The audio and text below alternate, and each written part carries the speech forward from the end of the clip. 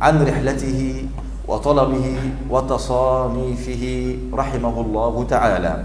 قال محمد بن أبي حاتم الوراق، وهو وراق الإمام البخاري: سمعت أبا عبد الله محمد بن إسماعيل البخاري يقول: حججت ورجع أخي أحمد بأمي وتخلفت في طلب الحديث، فلما تخلف في مكة لطلب حديث النبي عليه الصلاة والسلام.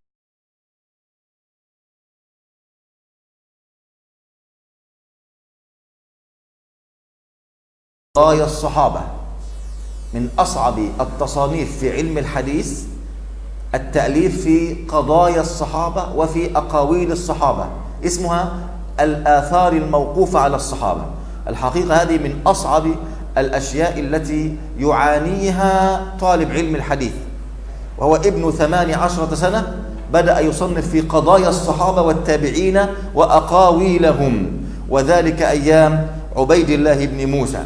قال: وصنفت كتاب التاريخ. كتاب التاريخ هذا والله يا إخوة حينما يتخصص أحدكم في علم الحديث، كتاب التاريخ هذا كنز للأمة الإسلامية.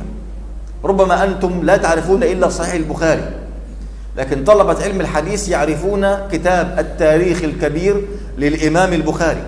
هذه من أعظم كتب الإمام البخاري، والإمام البخاري بدأ في تصنيف كتاب التاريخ الكبير ليستخدمه في تصنيف الكتاب الصحيح، صحيح البخاري. فلا يستطيع أن يصنف صحيح البخاري مباشرة، بل صنف أولا كتب لتؤهله وتساعده في اختيار صحيح البخاري. قال: صنفت كتاب التاريخ عند قبر رسول الله صلى الله عليه وسلم في الليالي المقمرة، ما معه قلم، ما عنده نور ولا شيء، بل في الليالي المقمرة عند قبر النبي عليه الصلاة والسلام. قال: وقل اسم في التاريخ. التاريخ الكبير هذا المقصود به كتاب يجمع رواة الحديث إلى عصر الإمام البخاري، قل اسم من هؤلاء الرواة إلا وله قصة، إلا أني كرهت تطويل الكتاب. يعني كتاب الأسماء للرواة، قل اسم من هؤلاء الرواة إلا وله قصة، كيف رحل إلى بلد هذا الراوي ليسأل عنه وعن حاله وعن عبادته وحفظه وإتقانه، وحدثت له قصص وأعاجيب وهو في طريقه إلى بلدان هؤلاء الرواة، ولكنه ما أراد أن يكون.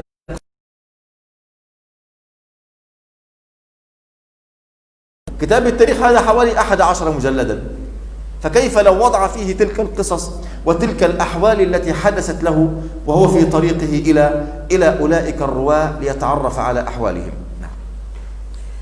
بسم الله الرحمن الرحيم. السلام عليكم ورحمة الله وبركاته. الحمد لله رب العالمين، نحمده ونستعينه ونستغفره ونعوذ بالله من شرور أنفسنا وسيئات أعمالنا، ما يهده الله فلا مضل له وما يضلل فلا هادي له. أشهد أن لا إله إلا الله وحده لا شريك له وأشهد أن محمدا عبده ورسوله. أما بعد. Bapak Ibu hadirin hadirat jamaah maghrib yang semoga dirahmati oleh Allah Azza wa Jal, malam ini kita akan melanjutkan kajian kita tentang Amirul Mukminin fil Hadis Al-Imam Al-Bukhari rahimahullahu ta'ala. Malam ini insyaallah ta'ala kita akan mengkaji tentang perjalanannya ya di dalam menuntut ilmu, serta tulisan-tulisan atau karya-karya yang beliau tulis selama beliau hidup. Qala Muhammad bin Abi Hatim Al-Bukhari. Muhammad bin Abi Hatim, penulisnya Al-Imam Al-Bukhari rahimahullahu ta'ala, berkata, aku mendengar Abu Abdullah Muhammad bin Ismail, yaitu Al-Imam Al-Bukhari, bercerita kepadaku, aku berhaji bersama ibuku dan saudaraku Ahmad.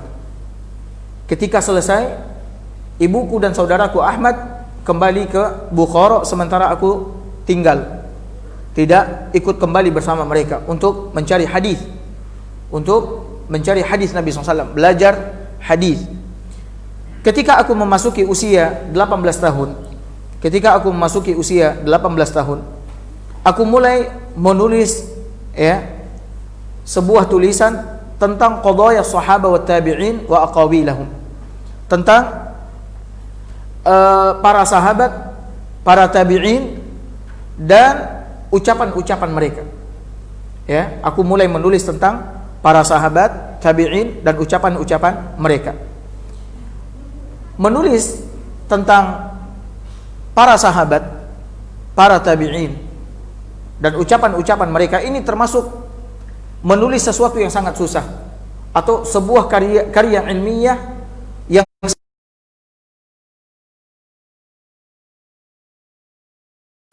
akan tetapi Al-Imam Al-Bukhari ketika beliau masih berumur 18 tahun, beliau telah mulai menulis tentang athar, perkataan-perkataan yang cuman diucapkan oleh para sahabat, tidak sampai kepada Nabi SAW, yang disebut dengan istilah mauquf, ucapan-ucapan yang terhenti pada sahabat. Itu yang dikumpulkan oleh Al-Imam Al-Bukhari.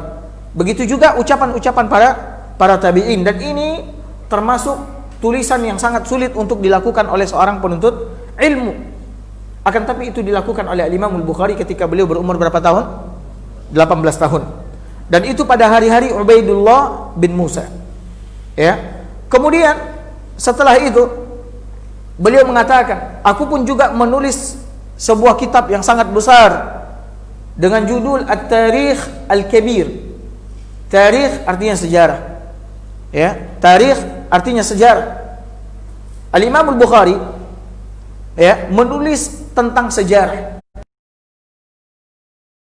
perawi-perawi hadis. Namun sayangnya banyak di antara umat Islam yang tidak mengenal dari Al-Imam Al-Bukhari kecuali Sahih Al-Bukhari saja.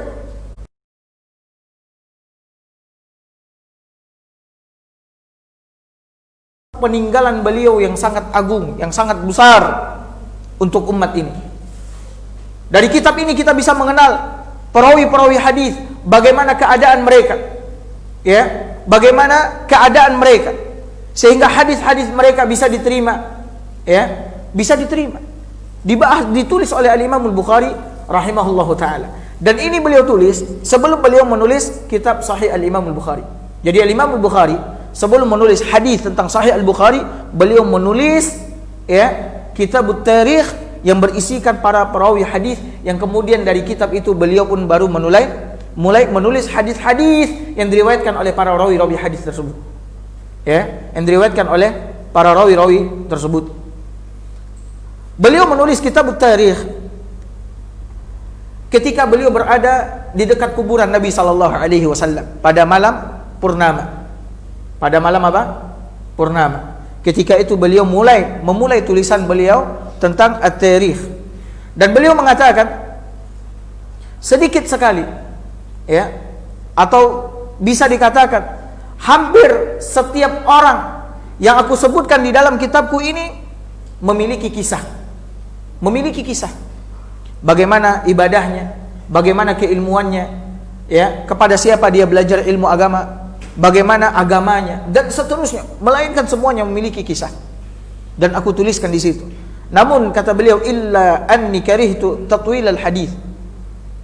Ketika semua para rawi hadis yang beliau tuliskan di dalam kitab At-Tarikh tersebut, semuanya hampir memiliki kisah, akan tetapi beliau memilih yang penting-penting saja agar kitab tersebut tidak menjadi kitab yang sangat besar sekali sehingga sulit bagi umat ini untuk mempelajarinya. Kalau tidak, kata Syekh, kitab tersebut mungkin akan lebih dari 100 jilid. Lebih dari 100 jilid kalau beliau tuliskan semua kisah-kisah para rawi hadis. Akan tapi beliau ringkaskan sehingga menjadi 11 jilid. Dan itu yang beliau tinggalkan untuk umat ini, Makanya Imam Al-Bukhari ketika beliau masih muda, beliau sudah menulis kitab-kitab yang sangat besar, dan kitab-kitab inilah yang kemudian membantu beliau di dalam penulisan Sahih Al-Imam Al-Bukhari rahimahullahu ta'ala. قال وكنت وأنا صبي صغير، يحكي عن نفسه لما كان صغيرا يطلب العلم. وكنت وأنا صبي صغير أختلف إلى الفقهاء في مرو هذه مدينة في تركمانستان قريبة من أفغانستان حاليا. كنت أذهب إلى الفقهاء هناك، فكنت أستحي أن أسلم عليهم لأنه صبي صغير، والجالسون في المجلس الفقهاء يعني مشايخ يعني كبار، فكان يستحي أن يسلم عليهم. فقال لي مؤدب من أهلها. مؤدب هذه كانت وظيفة، مثل الآن أستاذ، لكن مؤدب هذه وظيفة. أنت عندك أولاد فتستأجر أحد الأساتذة ليؤدب لك أولادك، لا ليعلمهم العلوم الشرعية بل يؤدبهم، يعلمهم اللسان العربي والبلاغة والبيان والتعبير والشعر إلى غير ذلك، ويعلمهم ماذا يفعلون في المواقف الصعبة وكيفية الأخلاق العالية إلى غير ذلك. فقال لي مؤدب من أهلها. طبعا هذه الوظيفة الآن غير موجودة للأسف، هذه الوظيفة الآن غير موجودة. قال هذا المؤدب للإمام البخاري: كم كتبت اليوم أي من الحديث؟ قلت 2، وأردت بذلك حديثين، لكنه لأنه طفل صغير صبي صغير يعني مثلا ممكن 19 أو 9 سنوات أو 10 سنوات، فقلت 2 وأردت بذلك حديثين. فضحك القوم، يعني لا ينفع أن يقول على الحديث 2. فضحك القوم لأنه ما استطاع أن يبين مراده. فقال لهم شيخ كبير منهم: لا تضحكوا عليه فلعله يضحك منكم يوما. إياكم أن تضحكوا على هذا الصبي. هذا الشيخ الكبير كأنه رأى النباهة والذكاء في الإمام البخاري، فقال: لا تضحكوا عليه فلعله يضحك عليكم يوما وقد كان. Kemudian Al-Imam Al-Bukhari melanjutkan kisahnya kepada muridnya Muhammad bin Abi Hatim Al-Warraq yang menulis ya ilmu Al-Imam Al-Bukhari rahimahullahu taala. Al-Imam Al-Bukhari mengatakan, ketika aku masih kecil sekitar 9 atau 10 tahun, aku bolak-balik duduk di majelisnya para fuqaha ahli fikih. Dan ketika itu aku masih kecil, bolak-balik ya, dari majelis ke majelis, rumah majelis. Tepatnya di kota Marwu. Marwu ini adalah sebuah kota yang dekat dengan Afghanistan sekarang ini. Dan ketika aku hadir di majelis para fuqaha ahli fikih,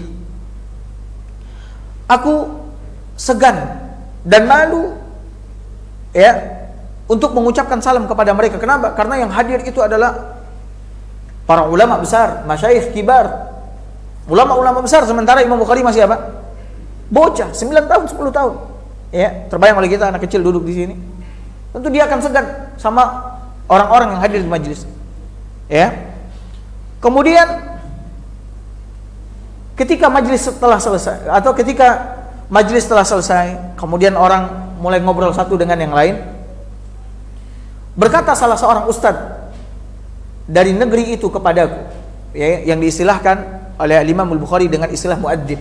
Muaddib ini seperti ustadz ya di tengah-tengah kita, akan tetapi dia tidak mengajarkan ilmu, dia cuma mengajarkan adab. Dia cuma mengajarkan adab anak. Orang tua mengantarkan anaknya kepada salah seorang muaddib, salah seorang ustadz, kemudian menyuruhnya untuk apa? Meminta tolong kepadanya untuk apa? Untuk membina dan mendidik akhlak anak ini. Cuman mengajar.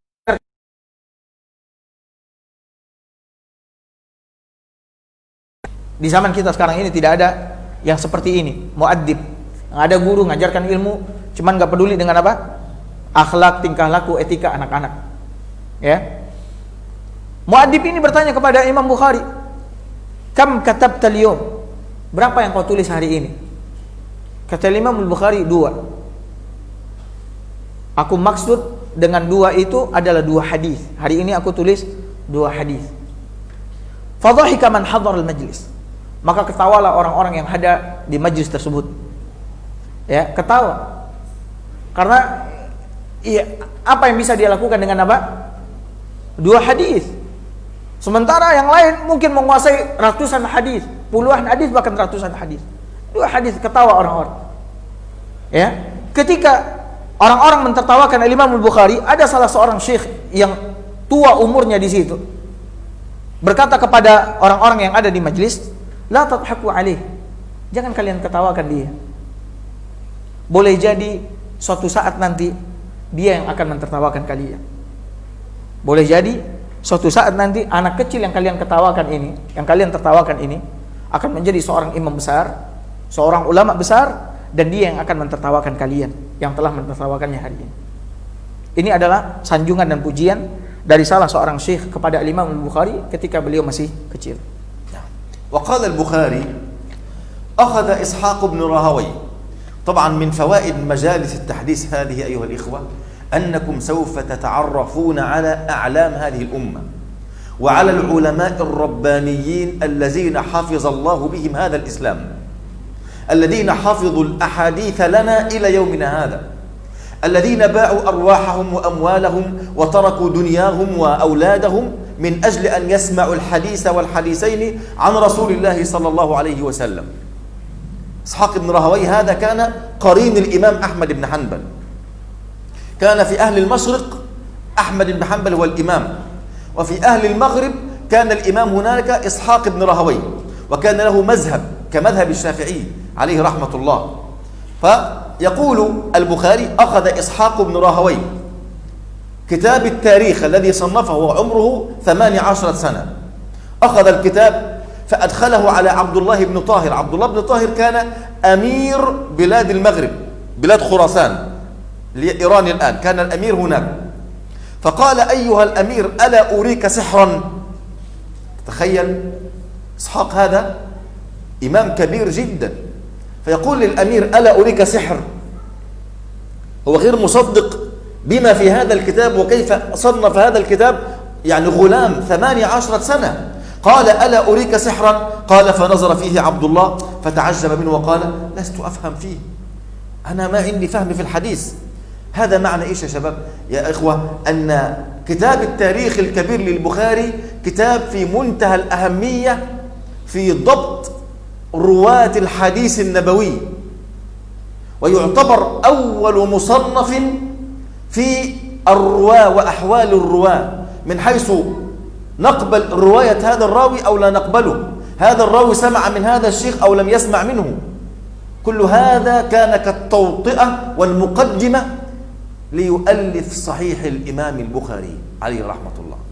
بل قال أهل مصر، قال سمعت أبا سهل محمودا الشافعي يقول سمعت أكثر من 30 عالما من علماء مصر يقولون حاجتنا من الدنيا النظر في تاريخ محمد بن إسماعيل.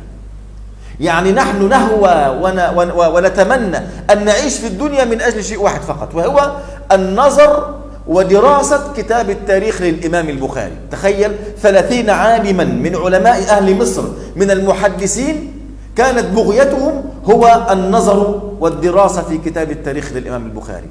هذا ينبئك عن علم وفطنة هذا الإمام الكبير عليه رحمة الله.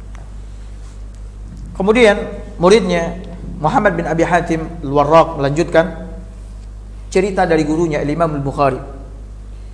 Kata Imam Al-Bukhari, Ishaq bin Rahawayh ini adalah seorang imam besar. Akan tapi banyak di antara kaum muslimin tidak mengenalnya. Dan Syekh menyebutkan kepada kita di antara faedah belajar hadis adalah kita akan mengenal orang-orang besar yang meriwayatkan hadis, para ulama, para imam di dalam hadis. Kita akan mengenal mereka seiring mempelajari hadis-hadis Nabi SAW. Nah, Ishaq bin Rahawayh adalah seorang imam besar, dan dekat dengan Al-Imam Ahmad. Bahkan beliau termasuk salah seorang imam yang memiliki mazhab seperti mazhabnya Al-Imam Syafi'i. Mazhab itu bukan saja 4, akan tapi banyak lagi para imam yang memiliki mazhab. Ada puluhan, bahkan mungkin mencapai ratusan yang memiliki mazhab, tapi yang terkenal ada 4. Nah, Ishaq bin Rahawayh seorang imam besar. Kata Imam Al-Bukhari, Ishaq bin Rahawayh mengambil kitab At-Tarikh. Tarikh tadi kitab apa? Sejarah yang besar, berisi tentang apa? Perawi-perawi hadis. Mengambil kitab yang telah aku tulis, yaitu kitab Tarikh. Lalu beliau membawanya ke hadapan Amirul Mukminin ketika itu Tahir bin Abdullah. Tahir bin Abdullah. Ishaq membawa kitabku, masuk menemui Amir. Kemudian dia berkata kepada Amir, "Ayyuhal Amir, wahai Amir, ala urika sihra? Maukah engkau aku perlihatkan sihir?" Maksudnya sesuatu yang sangat menakjubkan, sesuatu yang sangat luar biasa. Ya. Dia ingin memperlihatkan kepada Amirul Mukminin bahwasanya ada sesuatu yang sangat besar yang dapat menyihirmu, membuatmu kagum. Ya. Seakan-akan dia tidak percaya anak kecil berumur 18 tahun menulis sebuah kitab yang sangat besar sekali, tentang isi yang sangat besar sekali, penting sekali untuk dipelajari oleh para ulama hadis, yaitu kitab tarikh. Ya, maukah engkau aku perlihatkan sihir yang menakjubkan, yang luar biasa? Lalu dilihat oleh Abdullah bin Tahir, dilihat oleh Amirul Mukminin, maka dia keheranan. Dan dia berkata kepada Ishaq bin Rahawayh, "Aku tidak mengerti apa ya, tulisan apa ini, karya tentang apa ini." Maknanya apa?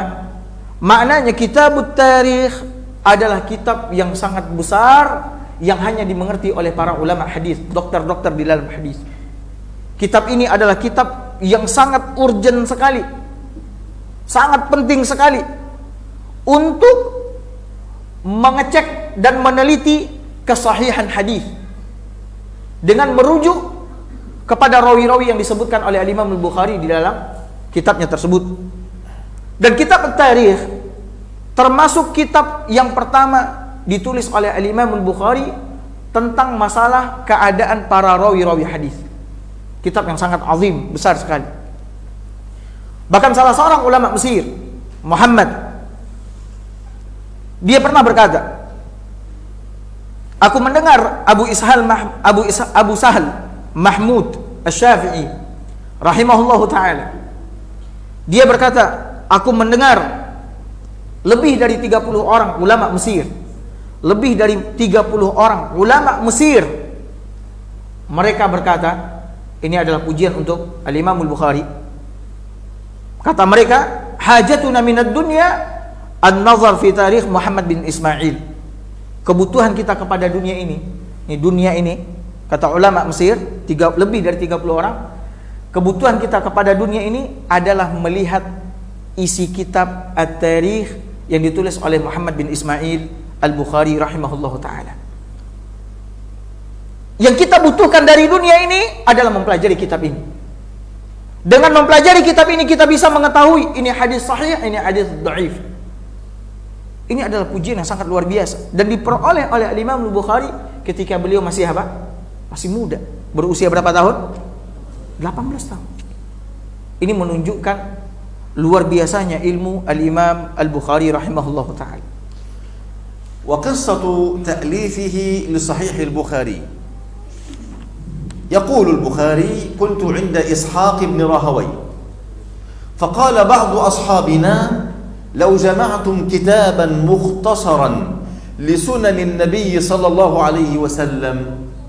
واحد قال هذا القول لا يلقي له بالا. سبحان الله. اسمع يا أخي، رب تقول الكلمة من الخير لا تلقي لها بالا يقبلها الله جل وعلا منك فيعطيك حسنات كأمثال الجبال تملأ ما بين السماء والأرض. رجل قال كلمة في مجلس الإمام إسحاق بن راهويه، وكان في هذا المجلس من؟ صبي غلام اسمه محمد البخاري. قال البخاري: فوقع ذلك في قلبي فأخذت في جمع هذا الكتاب. من ساعتها أخذ يصنف صحيح الإمام البخاري. قال الفربري: قال لي محمد بن إسماعيل البخاري: ما وضعت في كتابي الصحيح حديثا إلا اغتسلت قبل ذلك. تخيل، كل حديث يكتبه البخاري كان يغتسل كأنه يغتسل من الجنابة، إلا اغتسلت قبل ذلك وصليت ركعتين. الله أكبر يا أخي، هؤلاء جمعوا بين العلم والعمل، بين العلم والعبادة. ما كانوا علماء فقط، بل كانوا عبادا لله عز وجل، كانوا مجاهدين في سبيل الله. جمعوا بين العلم والعمل. ما من حديث يكتبه في صحيحه إلا ويغتسل ويصلي لله ركعتين. طب كم حديث وضعه البخاري في كتابه. جملة الأحاديث 7275 حديثا. اضرب 7275 حديث في ركعتين، إذا صلى كم ركعة؟ اغتسل كم مرة؟ طبعا بغير المقرر 4000 فقط، أما مع المقرر هو يكرر أحاديث أكثر من مرة 7275 حديث. كم مرة اغتسل وكم مرة صلى لله ركعتين كاستخارة، يضع هذا الحديث هنا أو لا يضعه. الله أكبر. ثم يأتي بعض الجهلاء يشكك في صحيح البخاري وللأسف. نعم. Kemudian kisah penulisan Sahih Al-Bukhari ya, yang kita kenal atau yang dikenal oleh umat Islam. Kitab Sahih Al-Imam Al-Bukhari, Al-Jami'us Sahih. Al-Imam Al-Bukhari pernah menceritakan, ketika aku berada di majlisnya Ishaq bin Rahawayh yang tadi kita sebutkan, seorang imam besar, pemilik mazhab. Ya, ketika aku berada di majlisnya, faqala ba'du ashabina, sebahagian orang-orang yang hadir atau gurunya ini Ishaq bin Rahawayh berkata kepada murid-muridnya, coba lihat, dia berkata dengan satu ucapan dan melahirkan kebaikan yang insyaallah ta'ala sangat besar sekali di dunia dan di akhirat. Ucapan beliau apa? Lau jama'tum kitaban mukhtasaran li sunanin Nabi sallallahu alaihi wasallam. Kata Ishaq, andaikan kalian, kata Ishaq, mengumpulkan kitab yang menghimpun hadis-hadis Nabi sallallahu alaihi wasallam, sunnah-sunnah Nabi sallallahu alaihi wasallam. Andaikan kalian, kata Ishaq, menulis kitab ya hadis-hadis Nabi sallallahu alaihi wasallam. Perhatikan, cuman ucapan ini yang diucapkan oleh Ishaq, akan tetapi betul-betul memberikan bekas kepada siapa? Al-Imam Al-Bukhari. Dan kita nggak pernah tahu ucapan baik yang keluar dari lisan kita kepada seseorang ya akan memberikan kebaikan yang mungkin bagaikan gunung nanti buat. Dan ini apa yang dilakukan oleh Al-Imam Al-Bukhari, itu pahalanya akan didapat oleh siapa? Oleh guru. Andaikan kalian menulis kitab ringkas menghimpun sunnah-sunnah Nabi SAW, kata Al-Imam Al-Bukhari, fawaqa'a dzalika fi qalbi, ucapan itu mengena di hati. Ucapan itu apa? Mengena di hati. Sejak saat itu pun juga aku memulai mengumpulkan hadis-hadis Nabi SAW dan mulai menulisnya. Aku mulai menulis hadis-hadis Nabi SAW ya, tentang kehidupan beliau sehari-hari, sunnah-sunnah beliau, petunjuk-petunjuk beliau. Kemudian muridnya yang lain juga bercerita bagaimana Imam Al-Bukhari di dalam menulis kitab sahih beliau ini. Muhammad bin Ismail Al-Bukhari pernah berkata kepadaku, ini adalah ucapan Al-Firabri, murid beliau. Imam Bukhari pernah bercerita kepadanya, kata beliau, aku tidaklah menulis satu hadis di dalam kitab sahihku, melainkan aku mandi besar sebelum itu dan mengerjakan salat 2 rakaat. Allahu Akbar. Aku tidaklah menulis satu hadis di dalam kitab sahihku, melainkan aku mandi besar seperti mandi junub, kemudian aku salat 2 rakaat. Imam Bukhari bukan saja seorang ulama, akan tapi dia juga adalah seorang ahli ibadah, seorang mujahid. Dan inilah mereka salaf terdahulu yang menggabungkan antara ilmu dan amal, tidak ilmu saja, akan tetapi mereka amalkan ilmu yang telah mereka ketahui. Kehati-hatian Al-Imam Al-Bukhari karena beliau menulis hadis Nabi sallallahu alaihi wasallam. Ya, beliau bersuci kemudian mengerjakan salat 2 rakaat, bermunajat kepada Allah Subhanahu wa taala, baru setelah itu apa? Beliau menuliskan hadis. Bayangkan oleh kita, ada berapa hadis dalam kitab sahih Imam Bukhari? Hadis di dalam kitab Sahih Imam Bukhari itu lebih kurang sekitar 7.275. Berapa? 7.275. Ya, terbayang oleh kita bagaimana beliau setiap kali satu hadis beliau melakukan mandi besar, kemudian salat 2 rakaat. Ya, itu dengan hadis-hadis yang diulang-ulang. Adapun hadis yang tidak diulang-ulang, ya, yang tidak diulang-ulang, jumlahnya lebih kurang ada sekitar 4.000 hadis. Jumlahnya lebih kurang ada sekitar seperti ini, ya, kisah Imam Al-Bukhari di dalam penulisan kitab Sahih beliau. فيكون البخاري بذلك صلى كم ركعة من أجل أن يكتب صحيحه. صلى 14,550 ركعة، هذا فقط من أجل الأحاديث. تخيل. بل قيل عن البخاري أنه حول تراجم صحيحه بين القبر ومنبر النبي عليه الصلاة والسلام. كتب التراجم اللي هو الأبواب، باب كذا باب كذا باب كذا، هذه الأبواب كتبها وهو بين المنبر وقبر النبي عليه الصلاة والسلام، وكان يصلي لكل ترجمة ركعتين. تخيل كم ترجمة الآن، أضفهم على 14,550 ركعة لعدد الأحاديث. الله أكبر. بل قال البخاري: ما أدخلت في هذا الكتاب إلا ما صح، وتركت من الصحاح لحال الطول. يعني ليس كل الصحيح وضعه في كتابه، اختار أصح شيء عنده وترك بعض الأحاديث الصحيحة حتى لا يطول الكتاب ويصعب على الناس أن يحفظوه. Kemudian Imam Al-Bukhari melanjutkan, ya, cerita beliau di dalam penulisan kitab Sahih beliau. Ada berapa hadis tadi? 7.275 kali 2 rakaat berarti berapa itu? 14.550 rakaat. Terbayang oleh kita 14.550 rakaat beliau mengerjakan salat. Ya, beliau mengerjakan salat. Sungguh sangat luar biasa. Dan beliau melanjutkan ceritanya bahwa beliau menulis at-tarajim untuk kitabnya tersebut, Sahih Al-Bukhari. Tarajim itu adalah bab ini, bab itu, bab ini, bab itu. Itu beliau tulis dengan bolak-balik antara kuburan Nabi SAW dengan mimbarnya. Kuburan Nabi SAW dengan apa? Mimbarnya. Berarti masuk apa itu? Raudhah. Ya, bolak-balik beliau tulis itu. Dan setiap penulisan satu bab beliau mengerjakan salat 2 rakaat. Setiap penulisan satu bab beliau mengerjakan salat berapa rakaat? 2 rakaat. Adapun isi dari kitab Sahih beliau, Al-Imam Al-Bukhari mengatakan, ma adkhaltu fi hadzal kitab illa ma sahha.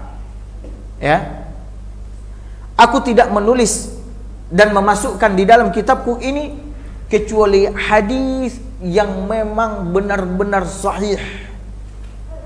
Ya, hadis yang memang benar-benar sahih dan paling sahih. Yang benar-benar sahih dan paling sahih. Ya. Dan aku tinggalkan juga hadis-hadis sahih yang lainnya agar kitab tersebut tidak menjadi kitab yang panjang dan sangat besar sekali untuk kaum muslimin. Al-Imam Bukhari, dia tidak saja menghafal 7.000 sekian hadis, 8.000 sekian hadis, dia hafal bahkan ratusan ribu hadis. Ratusan ribu hadis yang beliau pilih berapa? 7.275. Itu pun juga tidak dibaca oleh umat Islam.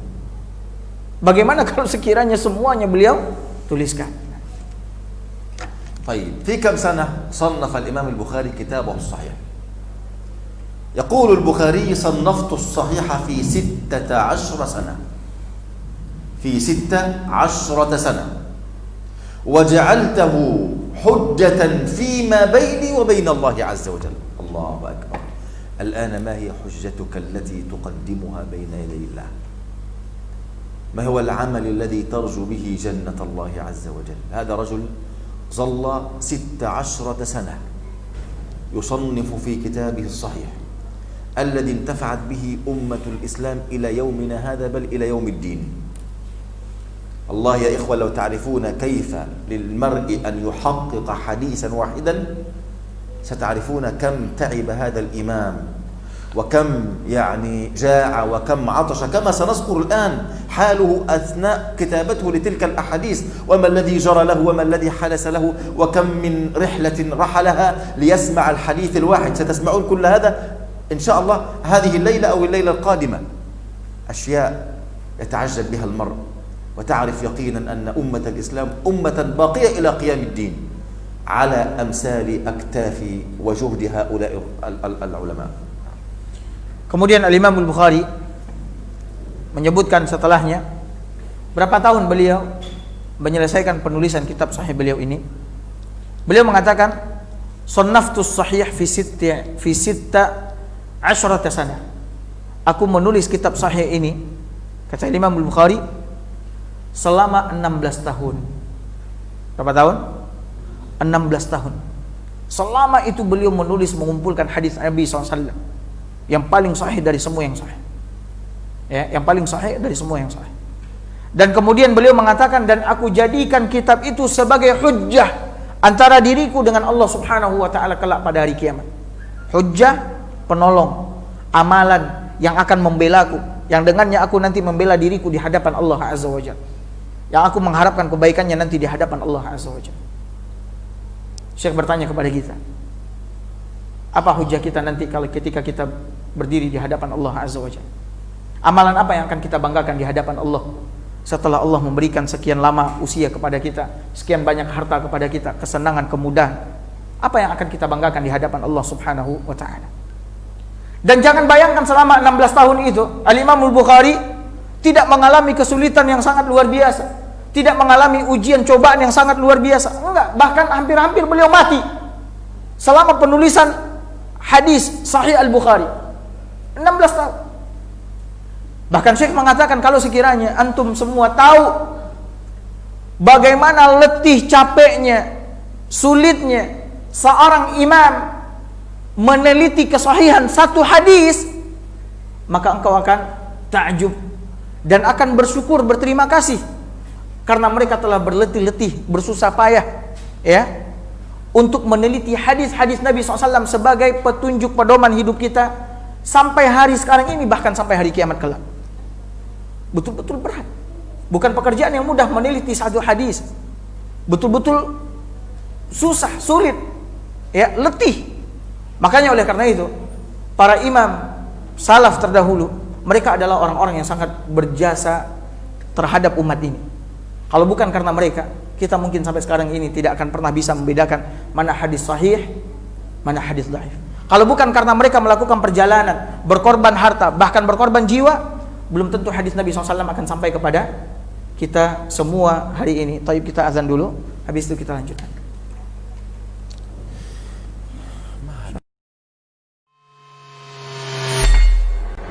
Di para sahabat itu, kaum muslimin, yang terbayang bagi mereka itu adalah infak, yang terbayang bagi mereka adalah sebuah kebahagiaan, keselamatan di akhirat yang kekal dan abadi di sisi Allah Tabaraka wa Ta'ala. Semua kita boleh klaim sekarang, kamu cinta Nabi, cinta Ustaz. Cinta Nabi, cinta Ustaz.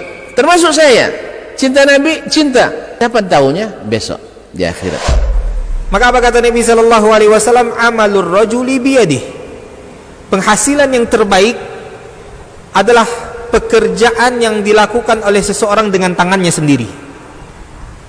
Wa kullu bai'in mabrur, dan setiap jual beli yang mabrur. Ini aktivitas ini membantu saya di akhirat atau akan menyulitkan saya di akhirat? Kalau seandainya perbuatan itu ternyata akan menyulitkan kita di akhirat kelak, tinggalkan perbuatan itu.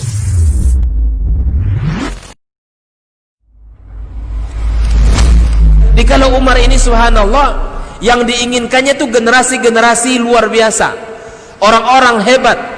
Lalu kemudian apa yang dilakukan oleh Umar? Fa'asta'miluhum fi ta'atillah. Aku gunakan mereka ini di dalam ketaatan kepada Allah. Ketika kaum muslimin itu memiliki penyakit namanya wahan, yaitu hubbud dunya wa karahiyatul maut, cinta dunia dan takut akan kematian. Lalu Nabi menjawab dengan yang lebih penting. Apa itu? Madza a'adatta laha, apa yang engkau siapkan untuk kiamat itu. bin Sulaiman tadi, inti yang bisa kita ambil apa? Solehkan diri kita. Solehkan diri kita sebelum mencari rezeki.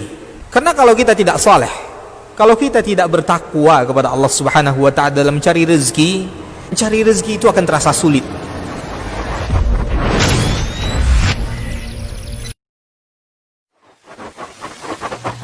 Barometer amal kita saleh tak salehnya di salat kita. Bila salat kita ikhlas dan sesuai dengan sunnah Nabi SAW, maka insya Allah amalan yang lain mengikuti. Ini aktivitas ini membantu saya di akhirat atau akan menyulitkan saya di akhirat?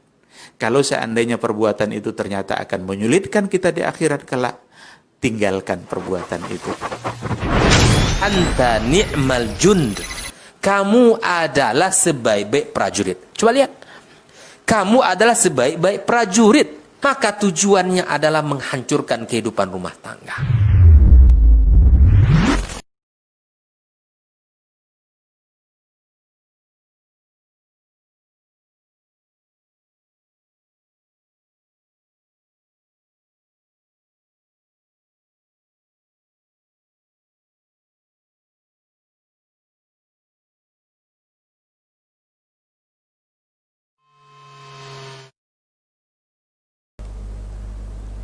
لكن لا أدري يعني أنت إلى أي صفحة تذهب. خلي يعني ما بمشكلة. أم نمشي هكذا. لكن لا تكثر من شرح يعني. أيوة. الحمد لله والصلاة والسلام على رسول الله صلى الله عليه وسلم. طبعا هؤلاء ما كانوا ينامون إلا قليلا، ما كانوا ينامون مثلنا ننام وننعم بالنوم. يقول البخاري، يقول محمد بن يوسف البخاري وهو تلميذ البخاري: كنت مع محمد بن إسماعيل بمنزله ذات ليلة نائم معه في نفس الحجرة. قال: فأحصيت عليه أنه قام وأسرج. أسرج يعني أضاء المصباح، يستذكر أشياء يعلقها، يعني يتذكر أشياء فيكتبها في ليلة كم مرة؟ 18 مرة. خير، ينام 18 مرة. وقال محمد بن أبي حاتم الوراق: كان أبو عبد الله إذا كنت معه في سفر يجمعنا بيت واحد إلا في القيز أحيانا، يعني في شدة الحر أحيانا فنفترق. قال: فكنت أراه يقوم في ليلة واحدة 15 مرة إلى 20 مرة، في كل ذلك يأخذ القداحة المصباح فيوري نارا، يعني يشعل نارا ويسرج ثم يخرج أحاديث فيعلم عليها، يعني يحقق الأحاديث. هو نائم يفكر في الأحاديث، كلما تذكر شيئا يستيقظ يشعل النار ثم يكتب ويكتب ما تذكره، وهكذا. وهذه حياة أهل الحديث أيها الإخوة. بذلك حفظوا لنا دين الله عز وجل. بسم الله والصلاة والسلام على رسول الله وبعد. Hadirin hadirat yang semoga senantiasa dirahmati oleh Allah Azza wa Jalla.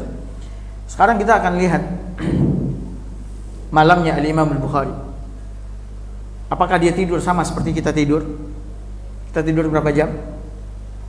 Nggak tahu ya, saking banyaknya.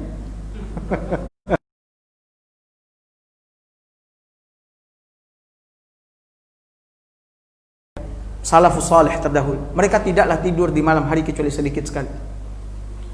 Sebutkan oleh muridnya Muhammad bin Yusuf, ketika aku suatu kali bersama Muhammad bin Ismail di rumahnya, ya, di rumahnya Al-Imam Al-Bukhari, aku di rumahnya Al-Imam Al-Bukhari, kata Muhammad bin Yusuf, aku menghitung dalam satu malam itu Al-Imam Al-Bukhari bangun dan menghidupkan lampu sebanyak 18 kali.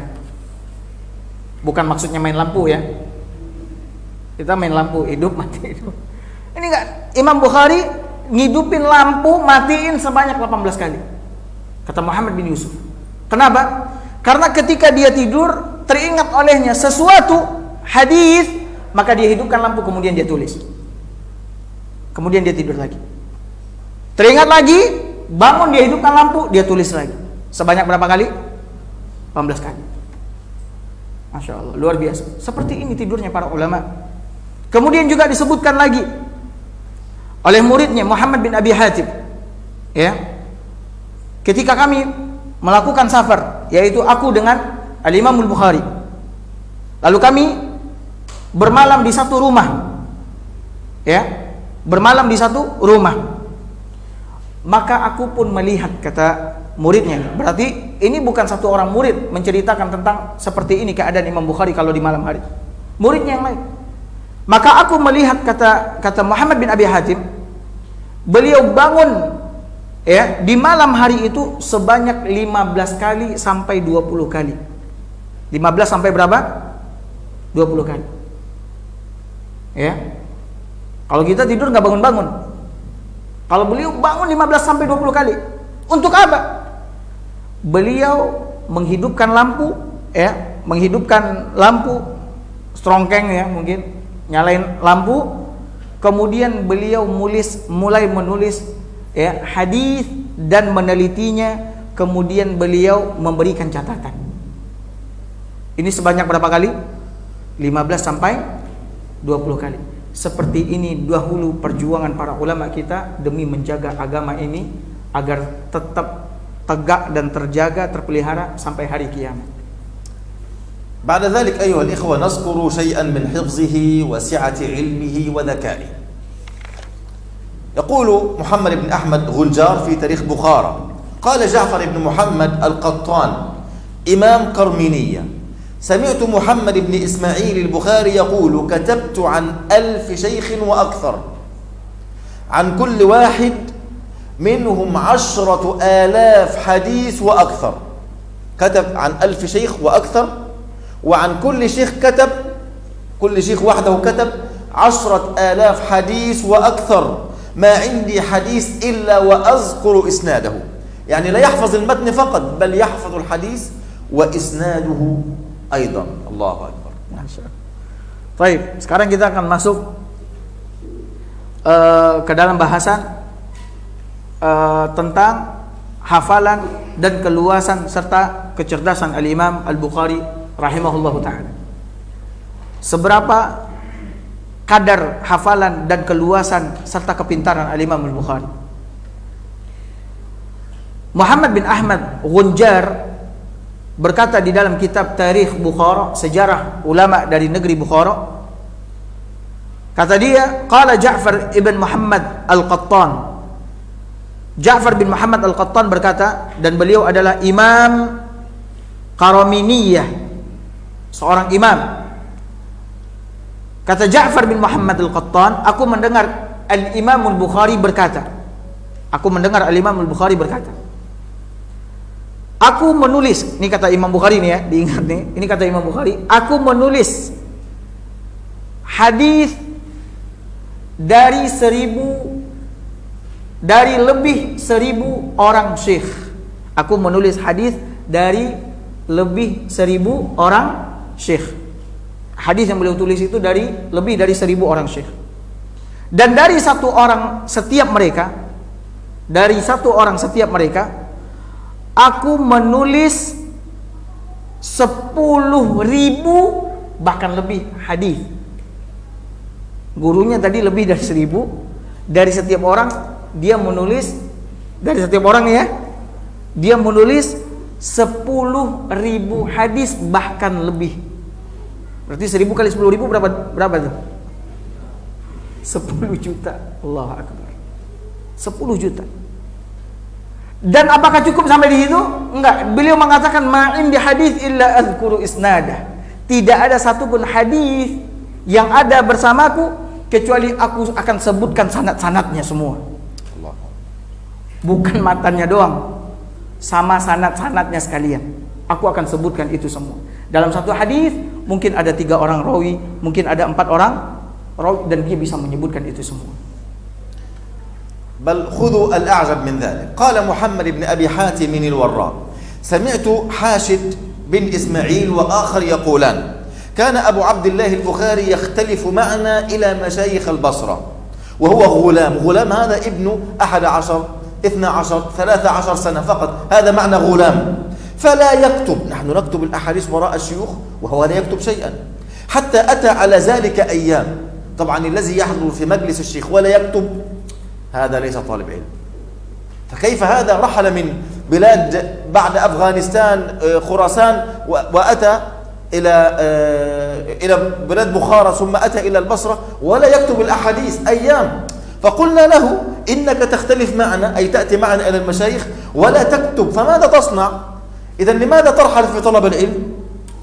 فرد علينا وأجاب علينا بعد 16 يوما فقال إنكما قد أكثرتما علي وألححتما علي، يعني أكثرتما من الكلام ولومي على أنني لا أكتب، فأعرض علي ما كتبتما، هاتوا الكراريس والكتب التي كتبتموها في شهر الماضي.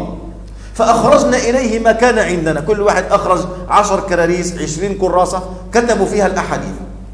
قال فزاد على 15,000 حديث فقرأها كلها عن ظهر قلب. هو نظر إلى الكراريس التي معنا فأملى علينا 15,000 حديث فقرأها كلها عن ظهر قلب من حفظه، حتى جعلنا نحكم كتبنا من حفظه. يعني أحيانا نحن ونحن نكتب نخطئ فجعلنا نصحح أخطاؤنا في كتبنا من حفظه هو رحمه الله تعالى.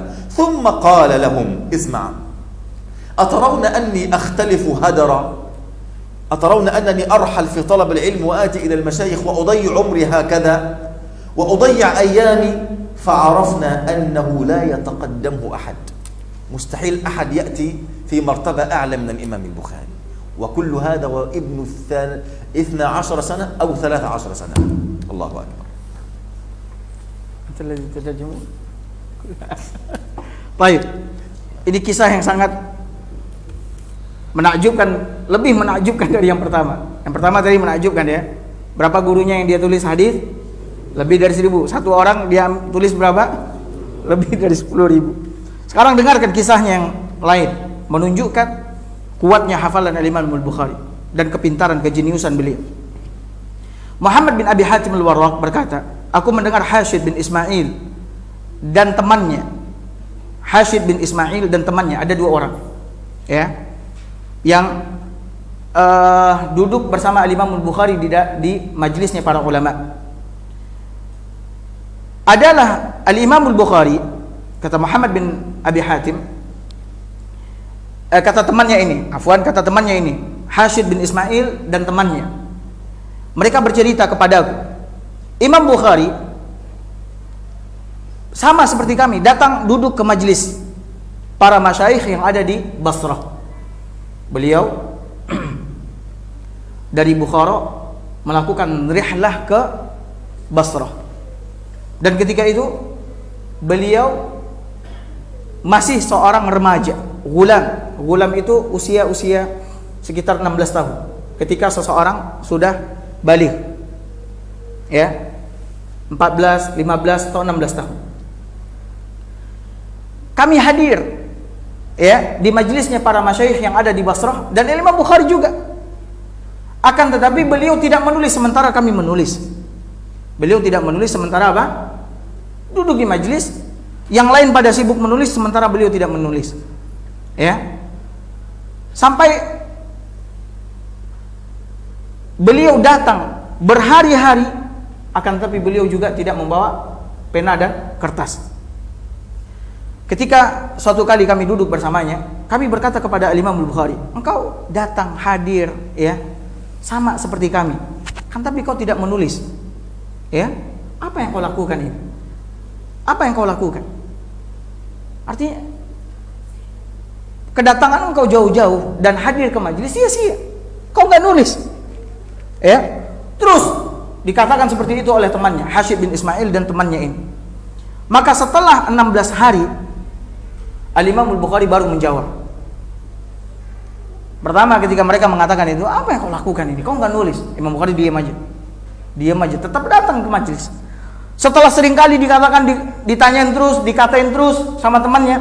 Setelah 16 hari, kata Imam Bukhari, kalian berdua sungguh sangat cerewet sekali. Banyak ngomong sama saya, kata dia.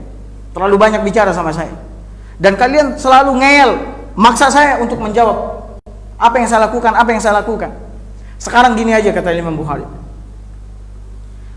Perlihatkan kepadaku atau bawakan kepadaku apa yang telah kalian tulis selama ini. Bawakan kepadaku apa yang telah kalian tulis selama ini.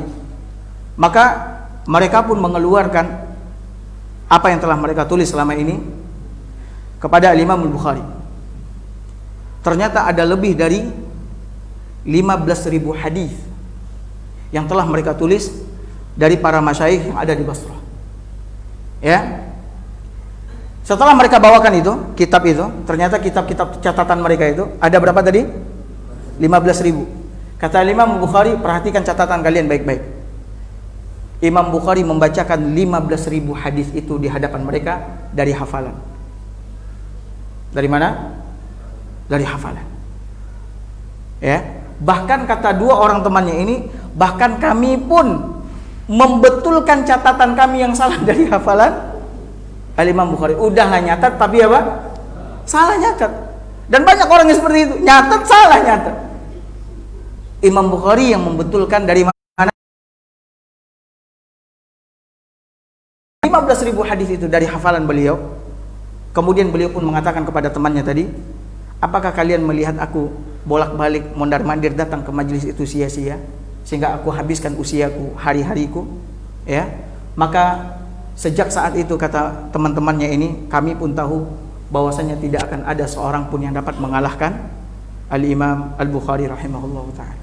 بل قال محمد بن أبي حاتم الوراق وسمعتهما يقولان، أي أصدقاء الإمام البخاري الذين كانوا معه في القصة الماضية، قال سمعتهما يقولان كان أهل المعرفة من البصريين، أهل المعرفة بالعلم، العلماء من أهل البصرة يعدون خلفه في طلب الحديث. يعدون يعني يجرون خلفه، تخيل، وهو شاب لم ينبت شعر لحيته بعد، عنده 13 سنة، كان أهل العلم يجرون خلفه يطلبون الحديث حتى يغلبوه على نفسه، حتى يغلبوه ليجلس ويحدثهم، ويجلسوه في بعض الطريق فيجتمع عليه كم واحد، ألوف.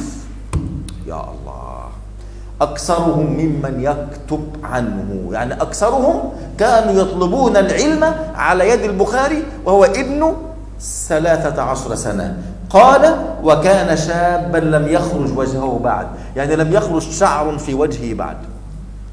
تخيل، آلاف من أهل البصرة من العلماء وطلبة الحديث يغلبوه على نفسه وهو في الطريق فيجلسوه فيجلس حوله ألوف، ليس 1000 ولا 2 ولا 3، ألوف يجلسون ويكتبون عنه حديث النبي عليه الصلاة والسلام. Kemudian Muhammad bin Abi Hatim mengatakan, lanjutan dari cerita dua orang teman Al-Imam Bukhari di Basrah tersebut, mereka berdua mengatakan, Hashid bin Ismail dan temannya tadi, mereka berdua mengatakan, adalah para ulama Basrah, para imam di kota Basrah berlarian di belakang Al-Imam Bukhari. Kemana Al-Imam Bukhari? Di belakangnya siapa? Bukan para murid ya, tapi para imam, para ulama yang berlarian di belakang Al-Imam Bukhari. Untuk apa? Untuk mencari hadis, untuk mendengarkan hadis dari beliau. Dan ketika itu beliau masih seorang remaja yang belum tumbuh jenggot atau kumis di wajahnya, masih kecil. Yang berlarian di belakangnya siapa? Para ulama, para imam.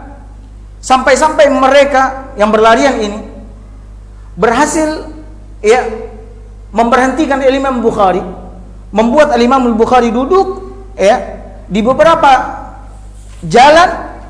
Kemudian kalau Imam Bukhari udah duduk, maka berkumpullah orang-orang. Disebutkan oleh dua orang temannya ini, yang berkumpul itu bukan 10, 100, 1000, enggak, tapi puluhan ribu orang. Puluhan ribu orang.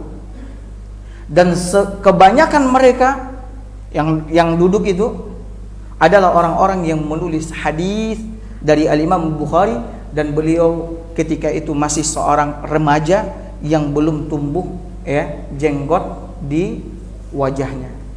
فلاسمعوا إلى هذه القصة، وهي قصة عجيبة جدا جدا جدا، أعجب من كل ما سمعتموه. يقول الإمام أبو أحمد ابن عدي الحافظ في كتابه الكامل في ضعفاء الرجال، قال: سمعت عدة مشايخ يحكون أن محمد بن إسماعيل البخاري قدم بغداد، يعني سيأتي إلى بغداد، والناس كلهم فعلوا إعلان أن البخاري سيأتي إلى بغداد. فسمع به أصحاب الحديث، سمع به أصحاب الحديث، فاجتمعوا، أصحاب الحديث اجتمعوا وعمدوا إلى 100 حديث، وأرادوا أن يمتحنوا البخاري.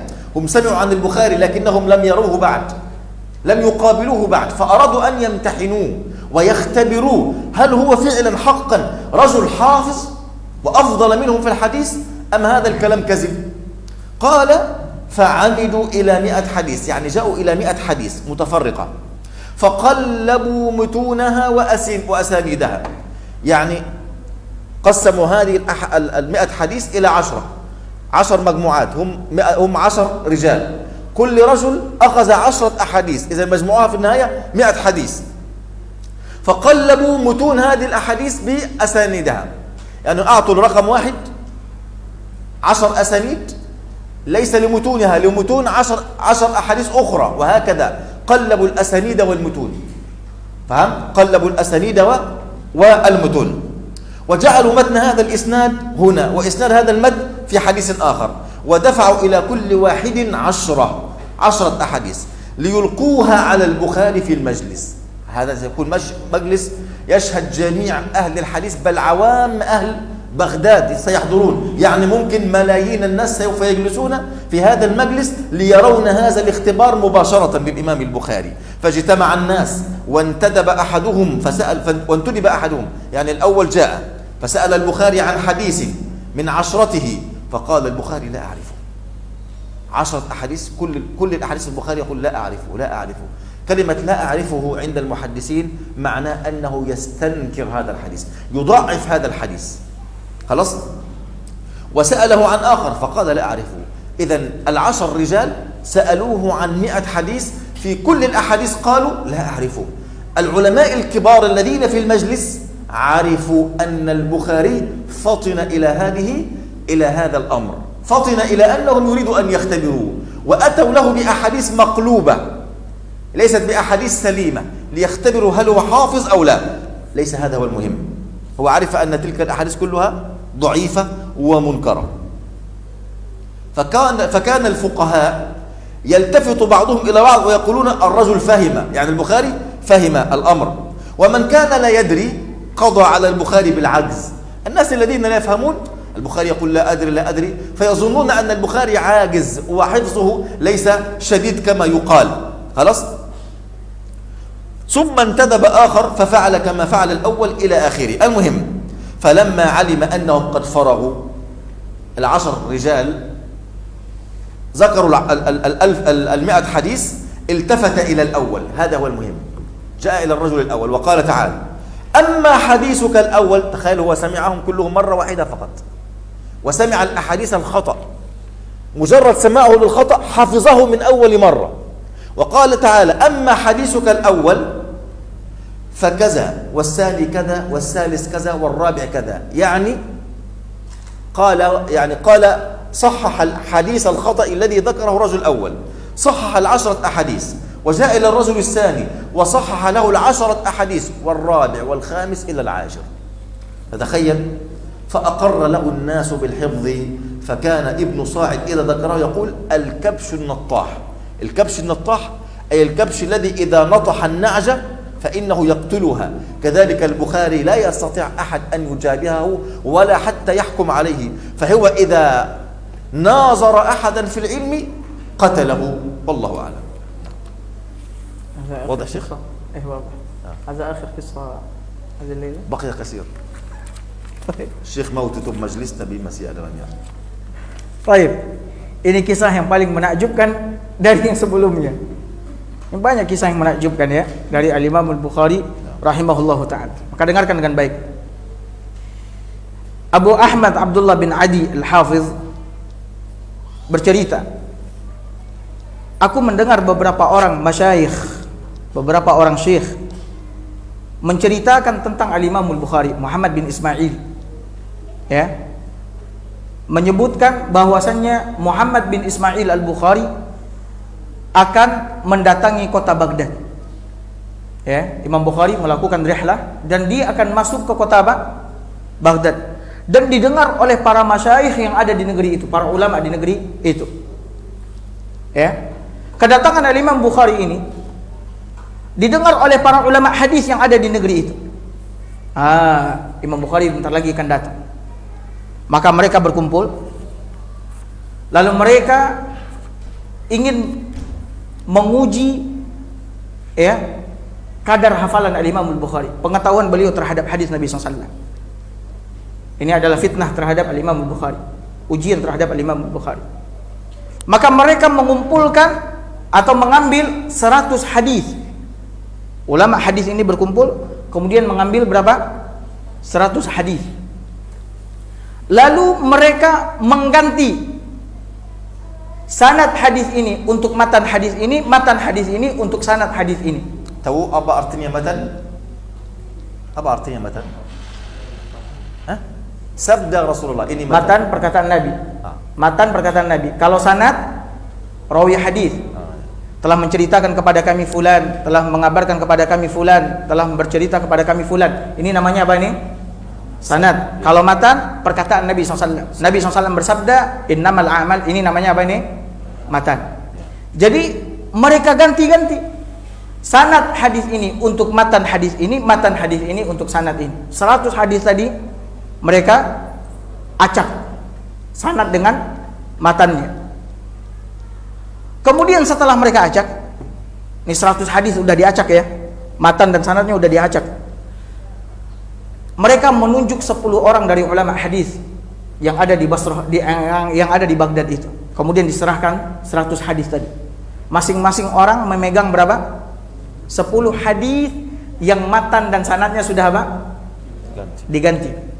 Diganti ya, ditukar. Maka ditentukanlah waktu pengujian Al-Imam Al-Bukhari. Ketika waktunya datang, orang-orang pun telah berkumpul, orang-orang Baghdad semuanya berkumpul menyaksikan apa benar Al-Imam Al-Bukhari seperti yang kita dengar, seorang yang memiliki hafalan yang sangat kuat, orang yang sangat cerdas, atau itu semua hanya bohong belaka. Orang-orang semuanya pengen menyaksikan. Maka puluhan ribu orang, bahkan mungkin ratusan ribu orang telah berkumpul di majlis tersebut ingin menyaksikan, ya, seorang imam besar yang disebut-sebut oleh para ulama. Kemudian setelah orang-orang berkumpul, Al-Imam Al-Bukhari hadir, dan para ulama hadis tadi masing-masing mereka sudah memegang 10 hadis yang sudah diganti. Maka majulah satu orang yang pertama, kemudian mulai membacakan hadisnya satu persatu kepada Al-Imam Al-Bukhari. Ya, dibacakan, telah bercerita kepada kami fulan, memberi kabarkan kepada kami fulan, berkata fulan, dan seterusnya. Nabi SAW bersabda. Al-Imam Bukhari ketika dibacakan hadis itu, beliau mengatakan la arifu, aku tidak mengetahui hadis itu. Ya, aku tidak mengetahui hadis itu. Artinya Al-Imam Bukhari menolak hadis itu. Ini hadisnya nggak benar gitu. Hadisnya apa? Nggak benar, tidak sesuai antara sanad dengan apa? Matannya. Maka Imam Bukhari mengatakan apa? Aku tidak mengetahuinya. Bacakan lagi hadis yang kedua, hadis yang ketiga, sampai yang ke-10. Al-Imam Bukhari mengatakan apa? La arifu, la arifu, la arifu, la adri, la adri. Aku nggak tahu, aku nggak tahu, aku nggak tahu. Para ulama fikih, para fuqaha di negeri itu yang juga ikut menyaksikan itu, mereka saling memandang satu dengan yang lain, kemudian mengatakan ar-rajul fahim. Ini fulan ini, Bukhari ini, dia memang seorang yang mengerti dan faham bahwasanya hadis yang dibacakan kepadanya adalah hadis yang apa? Yang salah, keliru. Sementara orang-orang yang tidak memiliki ilmu hadis, tidak mengetahui hadis, mengatakan apa? Bang Bukhari ini nggak tahu apa-apa dia. Ya, nggak sesuai dengan yang dipuji, disebut-sebut sama orang. Dia ternyata seorang yang lemah. Setelah selesai orang yang pertama, muncul orang yang kedua. Orang yang kedua, ketika dibacakan hadis, Imam Bukhari tetap menjawab apa? La arifu, la arifu, la arifu. Aku nggak tahu, aku nggak tahu, aku nggak tahu. Diingkari oleh Imam Bukhari sampai selesai. Ya, ketika udah selesai 10 orang ulama hadis tadi, membacakan hadis kepada Imam Bukhari, dan Imam Bukhari mengatakan aku nggak tahu, Imam Bukhari mulai melihat kepada orang yang pertama. Dilihat sama Imam Bukhari. Adapun hadis yang kau bacakan kepadaku, yang bunyinya begini, yang bunyinya yang kau bacakan begini, hadis yang pertama yang benarnya seperti ini. Hadis yang kedua yang bunyinya seperti ini, yang benarnya seperti ini. Hadis yang ketiga yang benarnya yang kau bacakan seperti ini, yang benarnya seperti ini. Perhatikan di sini, satu persatu hadis itu dikembalikan oleh Al-Imam Al-Bukhari antara sanad dengan matannya. Antara sanad dengan apa? Matanya kembali disesuaikan dan dicocokkan oleh Al-Imam Bukhari. Yang luar biasa, bukannya Al-Imam Bukhari menghafal hadis itu dengan hafalan yang benar, yang luar biasa Al-Imam Bukhari hafal 100 hadis yang salah tadi hanya dengan sekali mendengar. 100 hadis yang salah tadi dibacakan kembali oleh Al-Imam Bukhari, kemudian beliau apa? Beliau benarkan, beliau kembalikan matan hadis ini untuk sanad ini, sanad hadis ini untuk matan ini. Itu yang membuat orang-orang kagum. Bukan masalah membenarkan. Orang boleh jadi dia hafal hadis yang benar, tapi dia nggak tahu matan ini untuk sanad yang mana tadi. Makanya Imam Bukhari bacakan semuanya. Setelah itu, maka semua orang yang hadir pada waktu itu mengakui kekuatan hafalan Al-Imam Bukhari, bahkan sampai-sampai Ibnu Sa'id, ya, salah seorang ulama ketika menyebut Al-Imam Al-Bukhari, beliau mengatakan beliau adalah Al-Kabshun Nattah. Beliau adalah seekor kambing yang memiliki tanduk, yang kalau dia menanduk akan membuat mati lawannya. Artinya nggak ada orang yang mencoba untuk melawan Al-Imam Bukhari melainkan pasti apa? Masih mati. Nggak berdaya di hadapan Al-Imam Al-Bukhari rahimahullah ta'ala. Ini mau sampai berapa nih? Sampai berapa? Baik, mungkin kita lanjutkan di pertemuan kita berikutnya ya. Biar minggu depan. أقول كلمة بسيطة. طيب تفضل. بالإندونيسي أفضل يعني. طبعا تفضل. لا بأس. نحن نطيل النفس في قصة الإمام البخاري لأسباب. السبب الأول لأننا سوف ندرس كتابه. وصحيح البخاري ربما ندرس فيه سنوات كثيرة جدا. فلا بد أن نعرف من الذي كتب هذا الكتاب العظيم الذي كتب الله له القبول في الأرض. السبب الثاني لكي يكون عندنا يقين في ديننا، فأصل الدين قائم على هذا الكتاب. لأن كثيرا من الناس الجهل الآن يشككون المسلمين في هذا الكتاب العظيم صحيح البخاري، لكي يجعلونهم يشكون في دينهم أصلا. هم لا يريدون في البداية لا يريدون صحيح البخاري، بل يريدون أن يخرجوهم من الإسلام. فكيف يخرجوهم من الإسلام؟ صحيح البخاري هذا كتاب خطأ. من أدراكم أنه كتب هذا الكتاب؟ ما أدراكم أن هذا الحديث صحيح؟ هو رجل أعجمي كيف كان يعرف العربية؟ هم لا يعرفون شيئا عن البخاري أصلا. لذلك سنطيل النفس، ربما بقي لنا 4 لقاءات أو 5 عن قصة الإمام البخاري، لكي يكون عندك يقين في مصنف هذا الكتاب العظيم، لكي تستطيع أن ترد تلك الشبهات، ويكون في قلبك يعني يقين كالشمس في رابعة النهار من الذي كتب هذا الكتاب العظيم، ولماذا جعل الله له القبول في الأرض. لذلك اصبروا معنا في المقدمة لعل الله يكون يعني يجعل فيها الخير الكثير بأمر الله رب العالمين. وإلا فهو ممكن نفعل قصة صحيح البخاري في مجلس واحد فقط، لكن الاستفادة ستكون قليلة جدا. فهذا هو هدفي والله أعلم. Ya, kalimat terakhir dari Syekh untuk malam ini, beliau mengatakan kenapa kita lama di dalam membahas terjemah biografi Imam Bukhari, ya, agar dengan nafas yang sangat panjang. Pertama kata Syekh, karena kita akan mempelajari kitabnya. Maka di antara hal yang harus kita ketahui adalah kita harus mengetahui penulis kitab ini, siapa dia. Ya. Bagaimana kita bisa mempelajari kitab seseorang sementara kita tidak mengenalnya. Ya, tidak mengenal keilmuannya, agamanya, manhajnya, ya, latar belakangnya dan seterusnya. Makanya kita harus mengenal beliau dengan baik. Kemudian yang kedua, agar ya agar tertancap dan tertanam di dalam hati kita keyakinan yang sangat kuat terhadap kitab Sahih Al-Imam Al-Bukhari. Ketika kita mengenal beliau dengan baik, ya, maka muncul keyakinan yang sangat kuat di dalam hati kita, di dalam diri kita terhadap apa yang beliau tulis. Dan yakin adalah asal agama, pondasi dasar agama. Dan orang-orang, ya, musuh-musuh Islam berusaha untuk menghancurkan, ya, bangunan keyakinan yang ada di dalam diri kita dengan memberikan apa? Dengan melemparkan syubhat-syubhat yang membuat kita ragu. Ya, yang membuat kita ragu. Mereka ingin mengeluarkan kita dari Islam, akan tapi mereka tidak mampu. Mereka mulai dengan melemparkan apa? Syubhat-syubhat. Hal-hal yang meragukan kita, sehingga ketika keraguan telah bercokol di dalam hati kita, kesudahannya adalah kita meninggalkan agama ini. Kita tidak percaya lagi dengan agama ini, sehingga kita tidak percaya lagi dengan kitab Sahih Al-Imam Al-Bukhari yang sangat besar ini. Ketika kita sudah menolak kitab Sahih Al-Imam Al-Bukhari, maka kemana kita akan merujuk, ya, masalah agama kita kalau tidak ke kitab Sahih Al-Imam Al-Bukhari rahimahullah ta'ala. Makanya oleh karena itu kita mempelajari biografi beliau dengan lengkap, ya. Tujuannya adalah agar muncul keyakinan di dalam diri kita terhadap beliau. Karena ada orang yang mengatakan, siapa Imam Bukhari itu?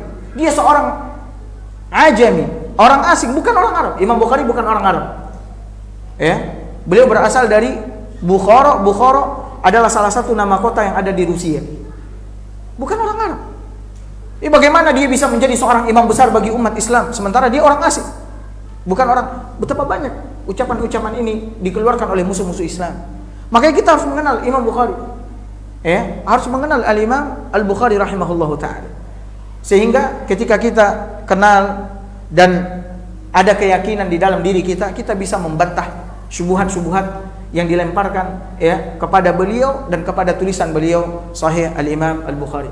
Kalau tidak karena ini, Syekh mengatakan mungkin saya bisa menyampaikan tentang biografi beliau ini dalam satu kali pertemuan secara singkat dan ringkas. Akan tetapi karena banyak pelajaran yang bisa kita ambil dan agar kita lebih mengenal Al-Imam Al-Bukhari dengan baik, makanya mungkin kita akan membutuhkan 4 atau 5 kali pertemuan lagi. Wallahu ta'ala alam bisawab.